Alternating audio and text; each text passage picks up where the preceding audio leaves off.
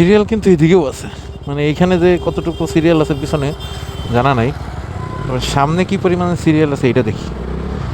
পিছনের দিকে আর নাই যাই। আমি মহাখালী রেলগেটের নিচ থেকে শুরু করছি, তো রেলগেট থেকে আমি এখন যাব ট্রাস্টে।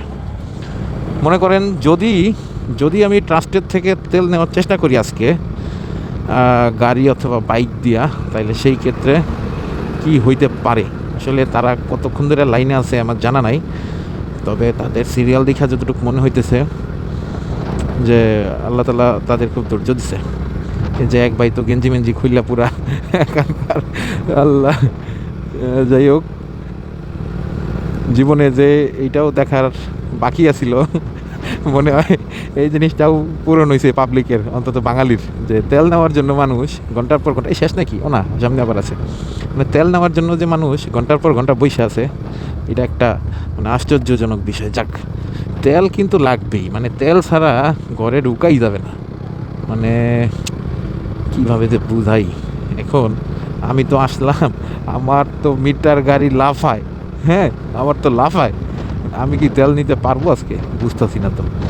তো বিষয়টা হইতেছে যে এখনও তো গাড়ি বাইক তো নাই, তাইলে মনে হয় বাইক নাই আজকে। যাক, এই চান্সে হয়তো বা ওমা ওমা ওমা ওমা ওই সে কাম, এটার ভিতরে যদি পুরা ভরা, আই হ্যাঁ শুরু হয়ে গেছে বাইকের লাইন। খাইছে রে খাইছে ভাই রে ভাই, তাদের কি পরিমাণ বাদামও বেচে আবার এই রাইতে 3টার সময়, রাতের বাজে 3:18, এই বাদাম বেচতেছে। মানে আল্লাহ আমারে মাফ করো।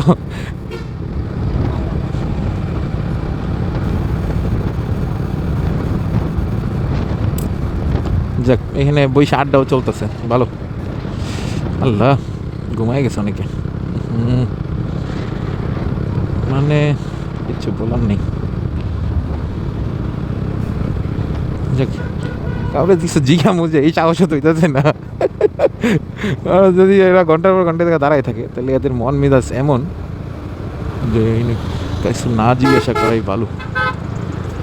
বাইক আছে ভিতরে আছে, ট্রাকেরও সিরিয়াল পড়ে গেছে। যাই হোক, চলে আসছি রাস্তার সামনে।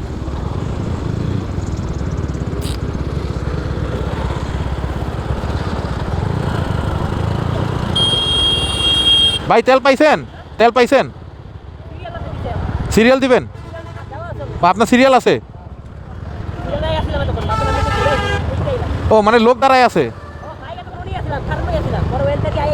মানে দেখে গেলেন যে কি অবস্থা। যাক, সিরিয়াল দিয়া রাইখা আপনার আবার দেখাও যাইতেছে। ভাই কতক্ষণ ধরে আছেন? তেল পাবো 5 ঘন্টা। আমি তো ঢাকার বাইরে থেকে আসলাম, আইসা তো আমি নিজে অবাক হয়ে গেছি যে কি অবস্থা। বাসে আসা ভালো ছিল মনে হইতেছে।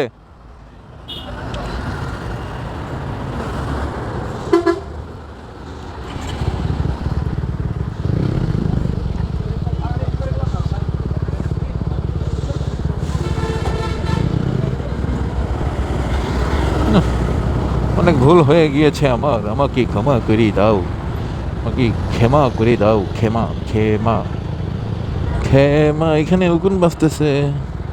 যাই হোক, জায়গা ভাই, আমার তেল লাগবে না, তেলের আমার দরকার নাই। আল্লাহ, আমি আসলে এখন এই যে আসাদগেট থেকে ট্যাঙ্কি ফুল করলাম।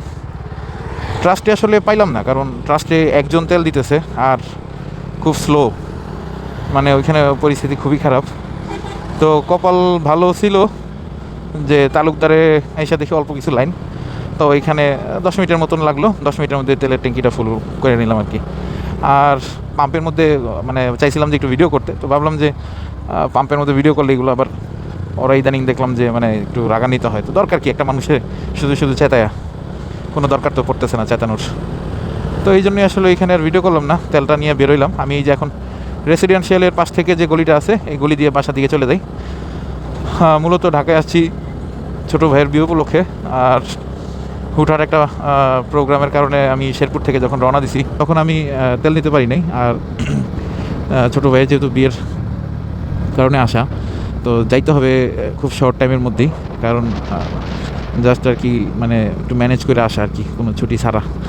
তো তেলটা হেসাল যেন পরে না হয়, তো ভাবলাম যে যত রাতই হোক আমি রাতের বেলায় নিয়ে নিই। এখন অলরেডি 4টার মতন বাজে, 3:43।